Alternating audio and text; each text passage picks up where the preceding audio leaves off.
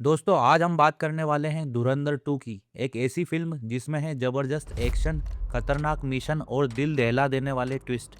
लेकिन वीडियो शुरू करने से पहले एक ज़रूरी बात, अगर आपने धुरंधर 1 नहीं देखी है तो पहले हमारी प्लेलिस्ट में जाकर उसका एक्सप्लेनेशन ज़रूर देख लीजिए या नेटफ्लिक्स पर फ़िल्म देख लीजिए, क्योंकि ये फ़िल्म उसी कहानी का अगला और सबसे खतरनाक पार्ट है।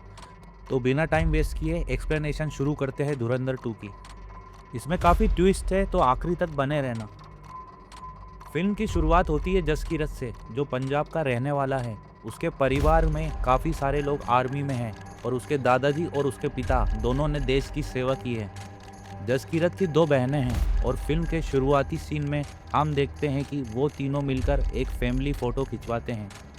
इसके बाद कहानी हमें ले जाती है जनवरी 2000 के समय में, जहां पंजाब के एक इलाके में हम जसकीरत को उसके दोस्त पिंडा के साथ देखते हैं। दोनों एक शख्स आतिफ अहमद के पास जाते हैं, जहां से पिंडा अपने परिवार के लिए कुछ सामान लेने आया होता है। लेकिन ये सामान कोई आम चीज़ नहीं, बल्कि नशीले पदार्थ होते हैं जो उनके परिवार का कारोबार है। पिंडा यही नहीं रुकता, वो आतिफ से गन और हथियार भी मांगता है। अब आतिफ उससे पूछता है कि हथियार क्यों चाहिए, तो पिंडा बताता है कि कई लोग उधार लेकर पैसा नहीं देते, इसीलिए उसके पिता ने कहा है कि डराने के लिए हथियार ले आना। तभी आतिफ उसे एक AK-47 और कई ग्रेनेड दे देता है। इसके बाद दोनों ट्रेन से पठानकोट पहुंचते हैं और वहां से अपने गांव की तरफ बढ़ते हैं।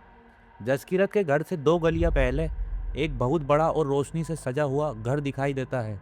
यहीं पिंडा जसकीरत से कहता है कि अब वही करना होगा जिसके लिए वो यहाँ आया है। जसकीरत की आंखों में आंसू होते हैं और वो कहता है कि उसके पास अब कोई और रास्ता नहीं बचा। दोस्त दोनों एक दूसरे को गले लगाते हैं और पिंडा उसे याद दिलाता है कि वो एक फौजी है और हमेशा उसका भाई रहेगा। इसके बाद जसकीरत अकेला रह जाता है। वो अपना बैग खोलता है, AK-47 निकालता है, उसे लोड करता है और अपने साथ कई हथियार लेकर घर में घुस जाता है। घर के अंदर घुसते ही वो एक एक करके सबको मारना शुरू कर देता है। हर किसी से वो सिर्फ एक सवाल पूछता है, मेरी बहन कहाँ है? लेकिन जब कोई जवाब नहीं देता तो वो बहुत बेरहमी से उन्हें ख़त्म करते जाता है। कुछ ही देर में वहाँ खौफ और तबाही का मंजर होता है। करीब 15 लोगों को वो मौत के घाट उतार देता है। आखिरकार उसे अपनी बहन के बारे में पता चलता है और जब वो उसे देखता है तो मानो उसके पैरों तले ज़मीन खिसक जाती है।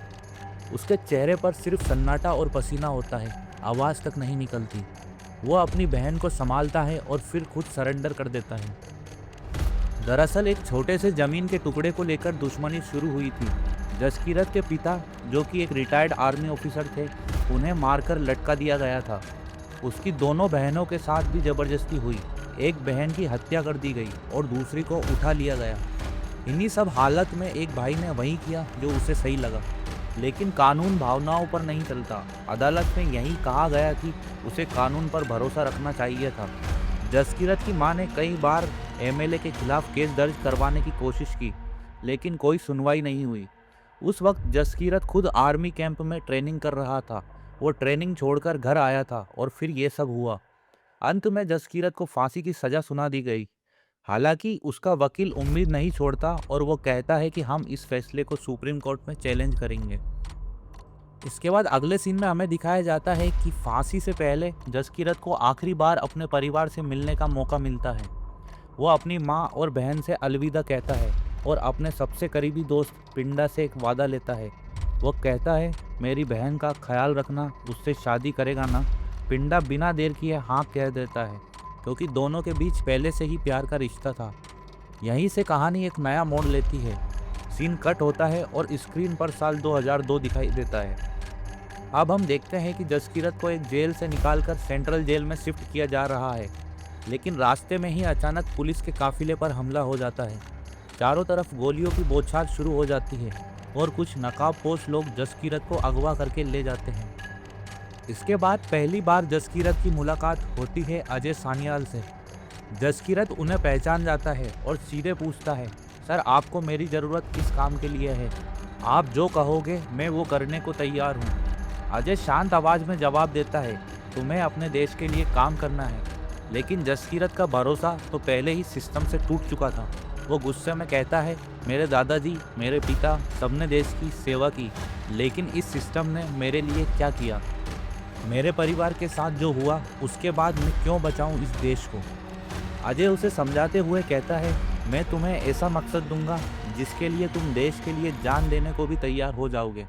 तुम्हारी जिंदगी ऐसे ही खत्म नहीं होने दूंगा। फिर कहानी आगे बढ़ती है और हमें साल 2004 का समय दिखाया जाता है। आईबी ऑफिस से जसकीरत के घर पर फ़ोन किया जाता है और बैंक एजेंट बनकर उसकी मां से पूछा जाता है कि पेंशन का पैसा अकाउंट में आया या नहीं।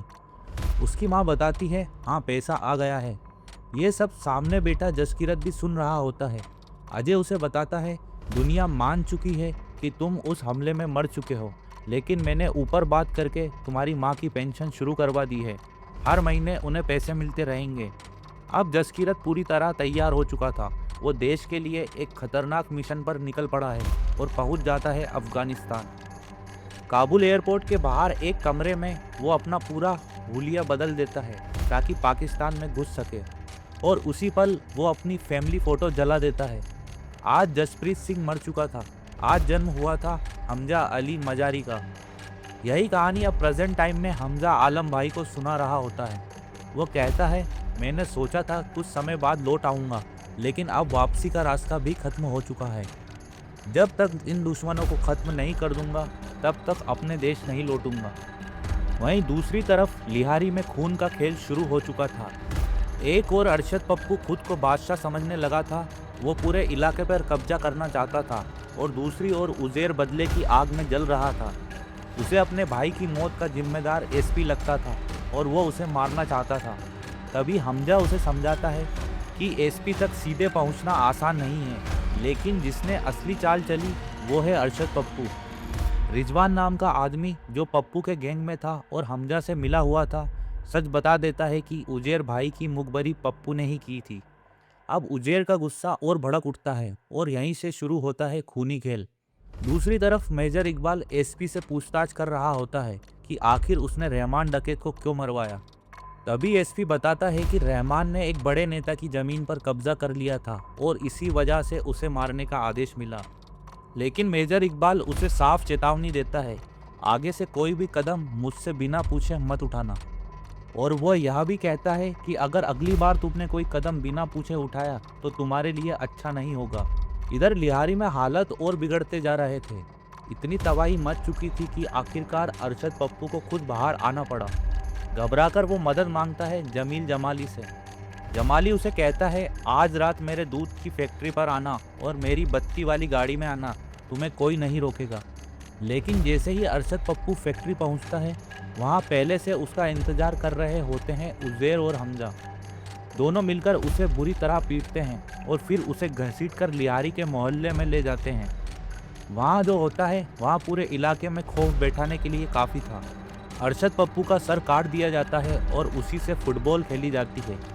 इस खौफनाक नज़ारे का वीडियो हमजा अपने फ़ोन में रिकॉर्ड कर लेता है और सीधे भेज देता है जरवारी साहब को। वीडियो देखकर जरवारी गुस्से से आग बबूला हो उठता है। वो जमाली पर बरस पड़ता है। वो कहता है, हम यहाँ अमन लाने आए हैं और तुम यहाँ कैसी दरिंदगी फैला रहे हो। वो एसपी से भी सवाल करता है, यहाँ सब कैसे हो रहा है, लोग इंसानों के सिर से खेल रहे हैं, ऐसे कैसे चलेगा। तब एसपी एक खतरनाक प्लान सुझाता है। वो कहता है कि कुछ कॉलेजों से बलोच लड़कों को उठा लेते हैं, उन्हें मारकर ऐलान कर देंगे कि हमने सजा दे दी। उधर उज़ैर को लेकर भी फैसला लिया जाता है। जरवारी चाहता था कि उसे भी खत्म कर दिया जाए, लेकिन जमाली समझाता है उसे मारना ठीक नहीं होगा। उस पर एटीए का केस डाल देते हैं, जिंदगी भर जेल में सड़ेगा। राजनीतिक नुकसान के डर से आखिरकार जरवारी भी इस बात पर हामी भर देता है। जमाली उज़ैर को सलाह देता है, तुम दुबई चले जाओ, बाकी इंतजाम मैं कर दूंगा। पहले तो उज़ैर मानने से इनकार करता है, लेकिन हमजा उसे समझाता है, अगर यहीं रुके तो रेंजर्स तुम्हें मार देंगे, तुम जाओ, बाकी सब मैं संभाल लूँगा। आखिरकार उज़ैर दुबई के लिए निकल पड़ता है, लेकिन कहानी यहीं पलट जाती है। हमजा खुद दुबई पुलिस को टिप दे देता है और उज़ैर वहां उतरते ही गिरफ्तार हो जाता है। एक ही चाल में हमजा ने 3 निशाने साध लिए थे। इधर एसपी चौधरी भी अपनी साजिशों में लगा रहता है। कॉलेजों से कई लड़कों को उठा लिया जाता है और उन्हें हथियारों के साथ दिखाकर एनकाउंटर की कहानी बनाई जाती है। इनमें एक लड़का उसी सरदार का बेटा भी था जो हथियारों का बड़ा कारोबार करता था। यहाँ सब देखकर हमजा खुश नहीं था। वह साफ कहता है बच्चों को मारना गलत था, लेकिन जमाली उसे टोक देता है, अगर पहले बताया होता तो क्या तुम हमें रोक लेते। अब हमजा एक नया गेम खेलने की सोचता है।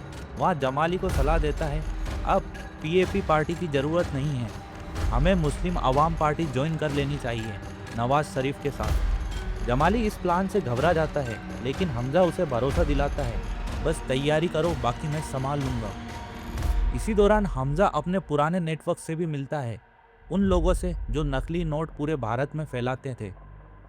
वहाँ उनसे हथियारों का ऑर्डर देता है और उनके मारे गए बच्चों के लिए अफसोस जताकर उनका भरोसा भी जीत लेता है। दूसरी तरफ हमजा की जिंदगी में एक नई खबर आती है। उसकी पत्नी प्रेग्नेंट थी, वह जल्द ही बाप बनने वाला था। इसी बीच कहानी साल 2014 में पहुंचती है। टीवी पर खबर चल रही होती है, भारत में नरेंद्र मोदी शपथ ले चुके हैं। यह न्यूज़ मेजर इकबाल के घर पर भी देखी जा रही थी, जहां उसका पिता ब्रिगेडियर जहांगीर गुस्से में उसे कोस रहा था, तुम चाहकर भी इसे रोक नहीं पाए, अब देखना हमारे देश का क्या हाल होगा। तभी मेजर इकबाल को बड़े साहब का फ़ोन आता है और बात होती है कि हमजा को लेकर। कुछ समय बाद मेजर इकबाल, हमजा और जमाली तीनों बड़े साहब से मिलने पहुंचते हैं और यहाँ बड़ा खुलासा होता है। बड़े साहब और कोई नहीं बल्कि दाऊद इब्राहिम होता है। वहाँ बैठकर पूरा प्लान समझाता है, कैसे भारत को घुटनों पर लाना है, कैसे 11,000 करोड़ रुपए यूपी चुनाव से पहले पहुँचाने हैं, कैसे देश के अंदर उनका एक बड़ा नेटवर्क पहले से काम कर रहा है और फिर वहाँ एक खतरनाक इरादा जाहिर करते हैं, पंजाब की आग एक बार फिर भड़कानी है। इस पर सवाल उठता है, इससे फ़ायदा क्या होगा। तब मेजर इकबाल बताता है, हमजा के जरिए केरल से लेकर नक्सल इलाकों तक देश विरोधी हर संगठन को आईएसआई फंडिंग कर रही है और यहाँ पैसा यहीं से जाता है।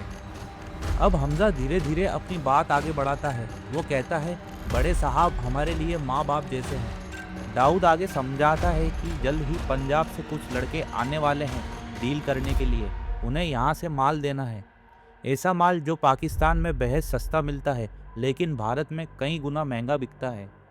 दाऊद की साजिश साफ थी, भारत के नौजवानों को नशे में धकेलना और उसी पैसे से उन पर हमला करो। कुछ दिनों बाद जब हमजा एयरपोर्ट पर उन लड़कों को रिसीव करने जाता है तो उनमें से एक चेहरा देखकर उसका दिल जैसे ठहर जाता है। वो कोई और नहीं, उसका बचपन का दोस्त पिंडा होता है। एक पल में हमजा की आंखों के सामने पूरा अतीत घूम जाता है। कोर्ट के बाहर रोती माँ, दोस्त से किया वादा और अपनी बहन की जिम्मेदारी। हमजा उससे मिलता तो है लेकिन अपनी असली पहचान छुपाए रखता है। वो खुद को बहुत मुश्किल से कंट्रोल करता है। इसके बाद एक बड़ी मीटिंग होती है जहाँ मेजर इकबाल और कई बड़े लोग मौजूद होते हैं। वहीं आता है जहर मिस्त्री, जो 1999 के IC 184 हाईजैक में शामिल था। नशे के इस धंधे की फाइनल डील होती है। फैसला लिया जाता है कि पंजाब के ये लड़के भारी मात्रा में माल लेकर जाएंगे। तब हमजा पूछता है, इतना सारा माल जाएगा कैसे? तो जवाब मिलता है, हमारी हर जगह सेटिंग है, पुरानी सुरंगें हैं जिनके जरिए सालों से तस्करी चल रही है। उसी रात हमजा के घर पर एक बड़ी पार्टी रखी जाती है जहाँ पिंडा भी मौजूद होता है। हमजा की पत्नी उसे धीरे से याद दिलाती है, घर में बच्चे हैं, हर कदम सोच समझ कर रखना। इसी बीच एसपी हमजा और जमाली को एक नया प्लान बताता है। उज़ैर को इंडिया भेजा जा रहा है, रास्ते में ही खत्म कर देंगे, लेकिन उसके कुछ वफादार अभी भी तुम्हारी गैंग में हैं, उन्हें तुम संभाल लेना। पार्टी के दौरान पिंडा बाथरूम का रास्ता पूछता है और हमजा खुद उसे वहां तक छोड़ने जाता है। अंदर पिंडा नशा करता है और हमजा को भी ऑफर देता है, लेकिन हमजा साफ मना कर देता है। फिर अचानक पिंडा सवाल पूछता है, घर की याद नहीं आती, माँ बहन सब भूल गए क्या जसकीरत? बस यहीं से खेल पलट जाता है। हमजा समझ जाता है कि पिंडा पहले से ही उसकी असली पहचान जानता था। पिंडा उसे समझाने की कोशिश करता है, यह जहर अपने देश मत ले जा, नौजवान खत्म हो जाएंगे। लेकिन हमजा का दिल अब पत्थर बन चुका था। वो ठंडे लहजे में कहता है, कौन सा देश जो कभी मेरा हुआ ही नहीं।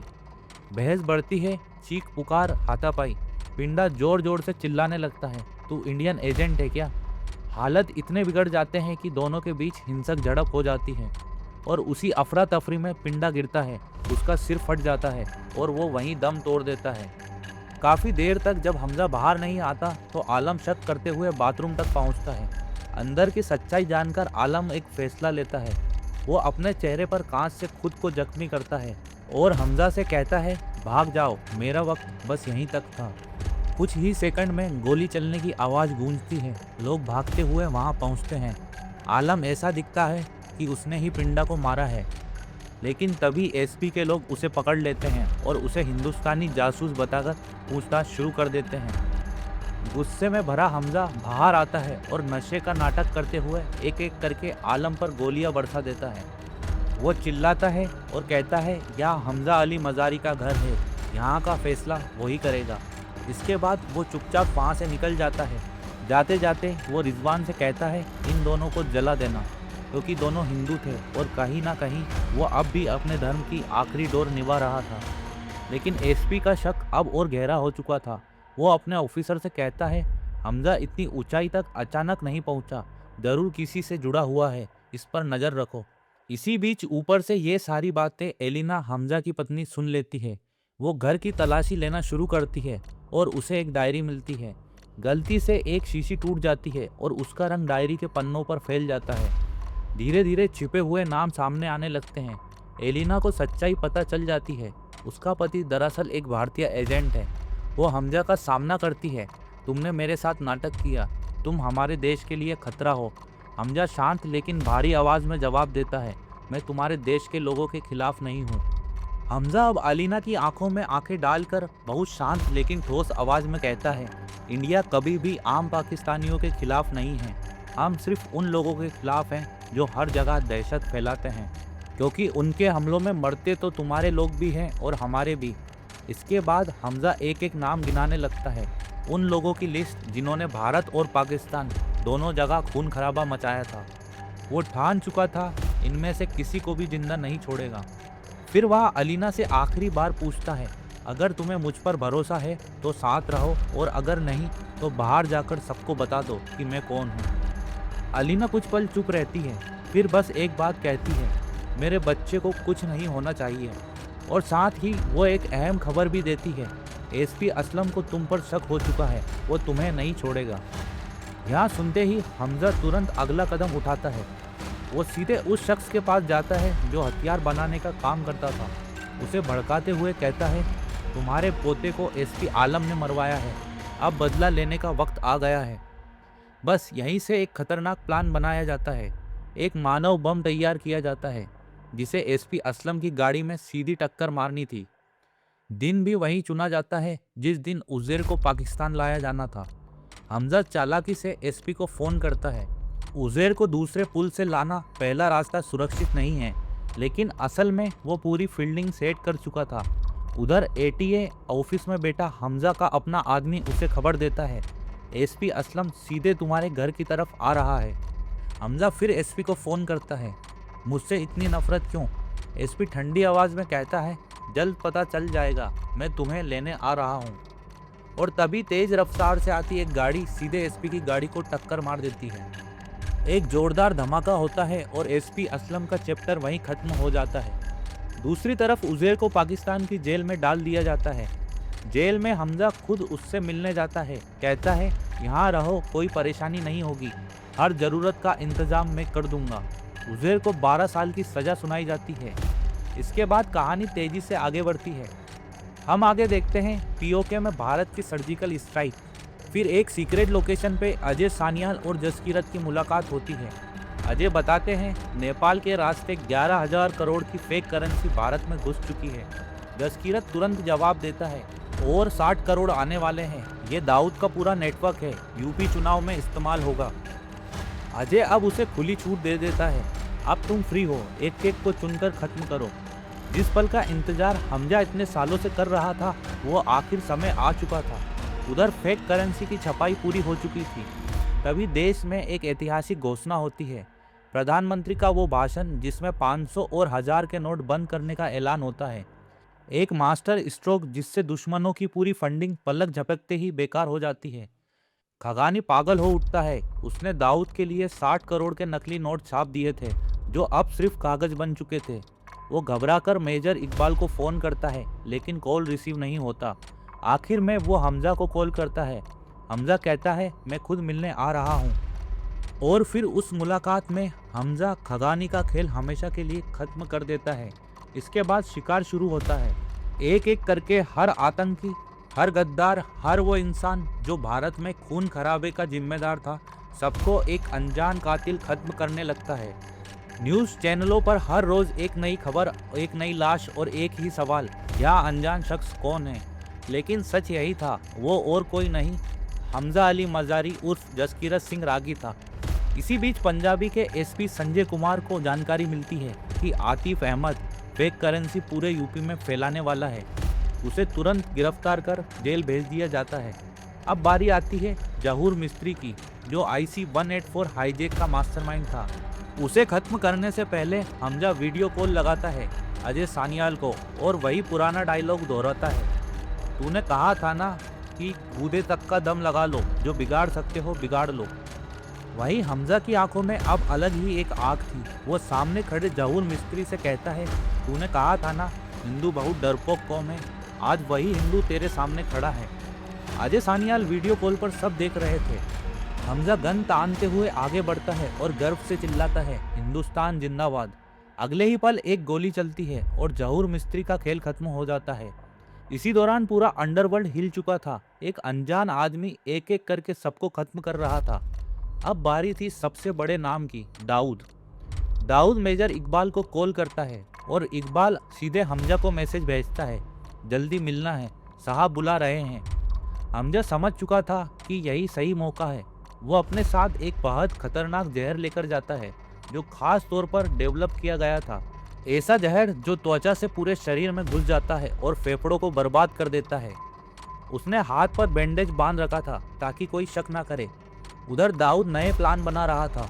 राम मंदिर के फैसले की खबर उसके कानों तक पहुंच चुकी थी। गुस्से में वहां चिल्लाता है, अब भारत को सबक सिखाना होगा, हर मुजाहिदीन को भेजो, अब भारत को किसी भी कीमत पर घुटने पर लाना है। इधर मेजर इकबाल कहता है, सारे हथियार मुरीद के पहुंच चुके हैं, वहीं से भारत में फैलेंगे और बहुत बड़ा धमाका होगा। इस बीच हमजा घर लौटता है, एलिना को एक पासपोर्ट देता है, धीरे से कहता है, कल बहुत बड़ा काम है, अगर मैं लौटा तो हम तीनों हमेशा के लिए यहाँ से निकल जाएंगे। एलिना उसे कसकर पकड़ लेती है, लेकिन बाहर खड़ा एसपी का खास ऑफिसर सब कुछ नोटिस कर रहा था। उसे समझ आ गया था एलिना को कुछ ना कुछ जरूर पता है। दूसरी तरफ हमजा अपनी तैयारी में जुट चुका था। मेजर इकबाल को खत्म करने का प्लान पूरी तरह सेट था। लेकिन तभी सब कुछ बदल जाता है। एसपी का आदमी सीधे घर पहुंचता है, एलिना की बच्ची पर गन तान देता है। सच बता, हमजा कौन है? एक माँ के पास कोई और रास्ता नहीं था, उसे सच बताना ही पड़ता है। हमजा दरअसल एक भारतीय एजेंट है। बस यहीं से खेल पलट जाता है। खबर तुरंत मेजर इकबाल तक पहुंचती है। वो गुस्से से जल उठता है, एक एक करके मेरे सारे लोगों को खत्म कर दिया इसने। अगले दिन डील के बहाने हमजा को बुलाया जाता है। वहाँ पूरा हथियार लेकर पहुंचता है, पैसे ट्रांसफर भी हो जाते हैं, लेकिन अचानक चारों तरफ से घेर लिया जाता है। मेजर इकबाल हंसते हुए आगे आता है, जानते हो हर बड़े आतंकी हमले में मैं फ़ोन पर क्यों रहता हूँ? हमजा पूछता है, क्यों? इकबाल ठंडी मुस्कान के साथ कहता है, मुझे काफिरों की चीख सुनने में मज़ा आता है। इतना कहकर वो अचानक चाकू निकालता है और हमजा की छाती में घोंप देता है। हमजा बुरी तरह घायल हो जाता है, लेकिन उसके होठों पर मुस्कान थी। वो धीरे से कहता है, मुझे भी तुझ जैसे लोगों की चीख सुनकर मज़ा आता है। तभी असली गेम शुरू होता है।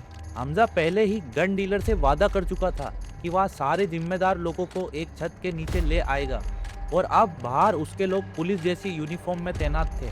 हथियारों के कैरेट्स में पहले से ही बम फिट किए जा चुके थे।